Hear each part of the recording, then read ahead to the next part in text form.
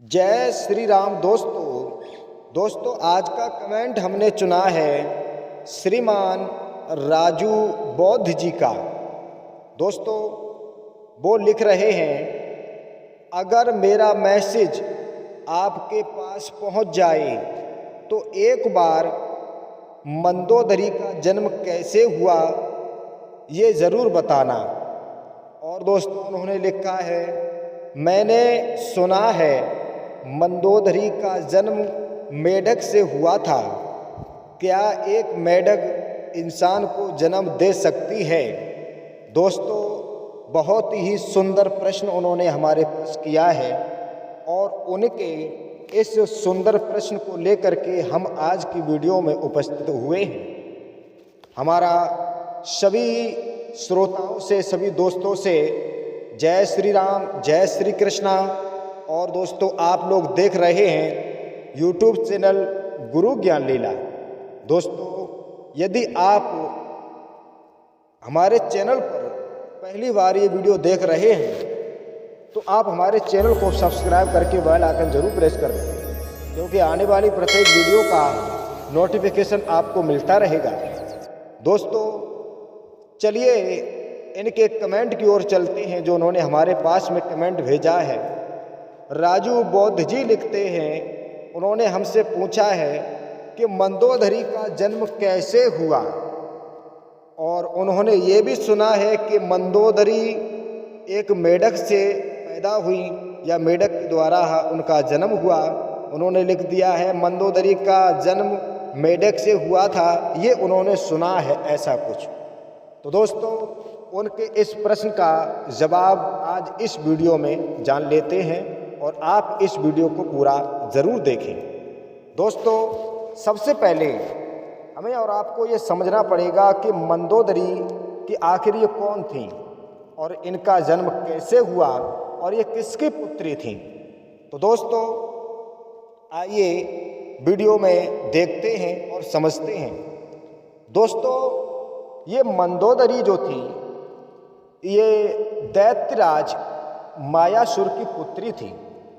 दोस्तों ये दैत्यराज राक्षसों का राजा था और इसकी एक पत्नी थी जिसका नाम हेमा था। दोस्तों ये हेमा अपने पूर्व जन्म में एक बहुत सुंदर अप्सरा थी और ये अप्सरा स्वर्गलोक में रहती थी।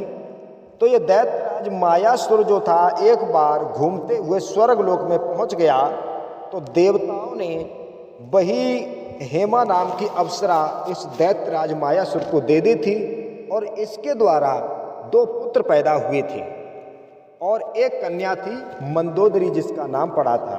तो दोस्तों बात ये आती है कि आखिर मंदोदरी का जन्म कैसे हुआ। तो दोस्तों उसी अप्सरा की बात करते हैं जो स्वर्गलोक में हेमा नाम की अप्सरा थी।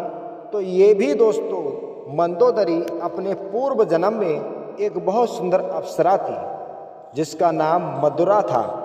दोस्तों मधुरा जो नाम था, मधुरा नाम की अप्सरा ये बड़ी सुंदर थी। एक बार ये मधुरा नाम की अप्सरा घूमती हुई कैलाश पर्वत पर पहुंच गई दोस्तों, और इस अप्सरा ने भगवान भोले बाबा को देखा। भगवान भोले बाबा तपस्या में लीन थे। तो भगवान भोले बाबा को देखने के बाद ये मधुरा नाम की अप्सरा उन पर मोहित हो गई और उनको पाने के लिए प्रयास करने लगी, उनको आकर्षित करने लगी।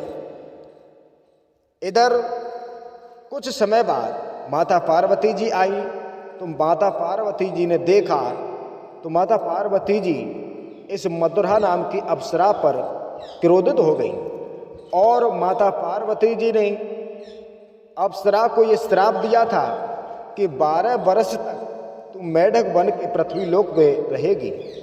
दोस्तों ये माता पार्वती जी ने मधुरा नाम की अप्सरा को श्राप दे दिया था कि मृत्युलोक में भूतल पर 12 वर्ष तक मेढकी बनकर के रहेगी।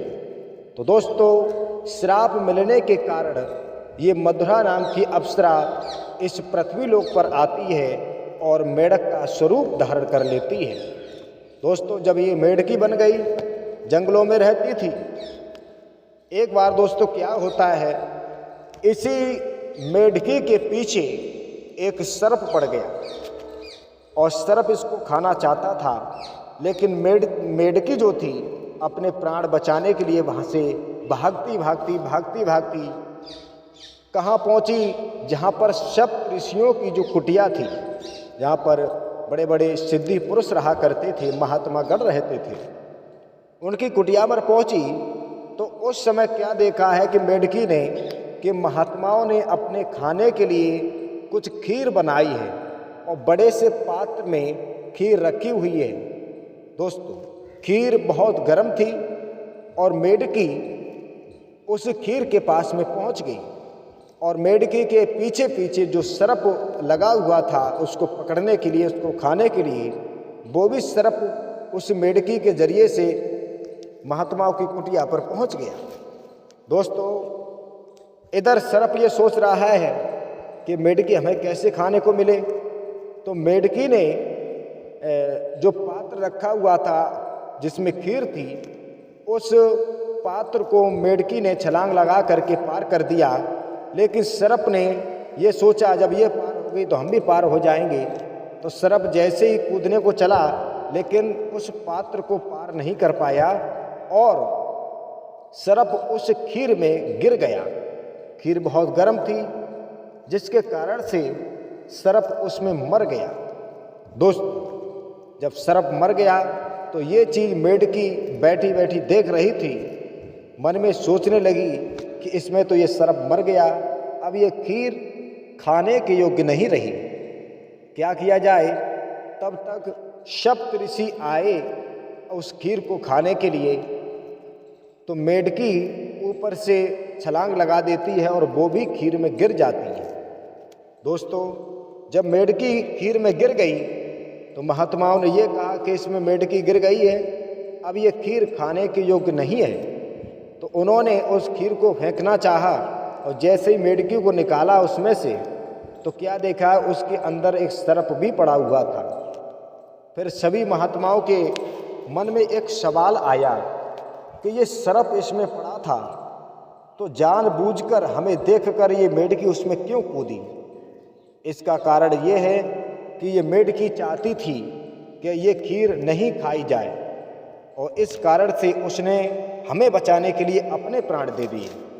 दोस्तों, प्रमाण ये मिलता है कि सप्त ऋषियों ने अपने मंत्रों के द्वारा, अपनी सिद्धि के द्वारा उस मेढकी को दोबारा से जिंदा किया, उसमें प्राण डाले और प्राण डालने के बाद उसको एक कन्या का रूप दे दिया, एक बहुत सुंदर कन्या बना दी। दोस्तों, जब मेढकी से ये कन्या बन गई और कन्या जब बनी है तो महात्माओं ने ये कन्या दैत्यराज मायासुर को दे दी थी और मायासुर ने इसे पुत्री के रूप में स्वीकार कर लिया था। जब मायासुर अपने महलों में ले गया तब इसका नाम मंदोदरी पड़ा था। दोस्तों, इस प्रकार से इनका लालन पालन दैत्यराज मायासुर ने किया था। दोस्तों, ये सारी जानकारी हमें रामायण के उत्तरकांड से मिलती है। दोस्तों, और ये मंदोदरी, इस प्रकार इनका नाम मंदोदरी पड़ गया। मंदोदरी का विवाह लंकापति रावण के साथ में भी हुआ था, विभीषण के साथ में भी हुआ था, और भी दोस्तों इनके विवाह बताए जाते हैं। तो इस प्रकार से श्रीमान जी राजू बौद्ध जी, अब आपके इस कमेंट का जवाब हमने आपको दे दिया।